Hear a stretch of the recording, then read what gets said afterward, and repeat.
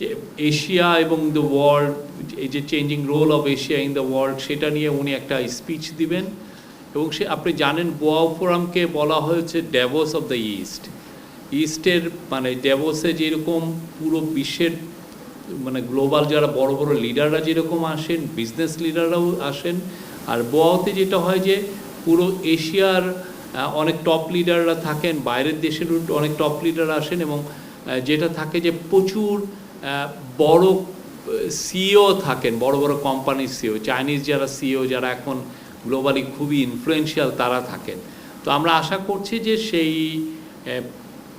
এই গোয়া ফোরামের সাইডলাইনে ইনাদের অনেক চাইনিজ বড় বড় কোম্পানির সিইওদের সাথে স্যারের কয়েকটা মিটিং হতে পারে।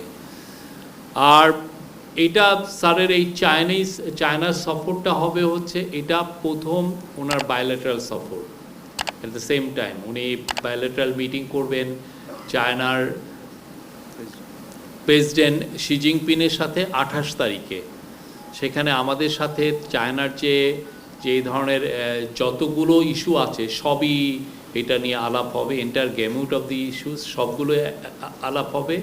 এবং তার মধ্যেও আমরা বলতে পারি যে স্যার যেটা বলেছেন যে মূল ফোকাসটা হবে যে চায়নার কাছে চাইনিজ বড় সিইওদের সাথে মিশা, চায়নার সাথে মানে বাংলাদেশকে ইন্ডাস্ট্রিয়ালাইজেশনের জন্য, বাংলাদেশে ম্যানুফ্যাকচারিং এর জন্য একটা বড় হাব তৈরি করার জন্য চায়নার সাথে সেই ধরনের আমরা আমাদের সম্পর্কটা একটা নতুন উচ্চতায় নিতে চাই, এটা একটা। এবং চাইনিজ অ্যাম্বাসাডার বলেছেন যে এটা হবে যে this is the most important visit like by Bangladeshi leader in 50 years. জানেন এই বছর বাংলাদেশ এবং চায়না তাদের 50 বছর যে রিলেশনশিপ তারা সেটা সেলিব্রেট করছে। তো এটা হবে মোস্ট ইম্পর্টেন্ট ভিজিট তারা মনে করছে। তো এইখানে আমাদের তরফ থেকে, ইন্টারিম গভর্নমেন্টের তরফ থেকে ফোকাসটা থাকবে যে চাইনিজ কোম্পানিগুলো যাতে বাংলাদেশে এসে তাদের ফ্যাক্টরিগুলোকে রিলোকেট করে। এটা নিয়ে প্রফেসর ইউনূস যখন ইউনাইটেড নেশনের জেনারেল অ্যাসেম্বলিতে উনি গিয়েছিলেন, সেখানে সাইডলাইনে চাইনিজ ফরেন মিনিস্টারের সাথে কথা হয়েছিল।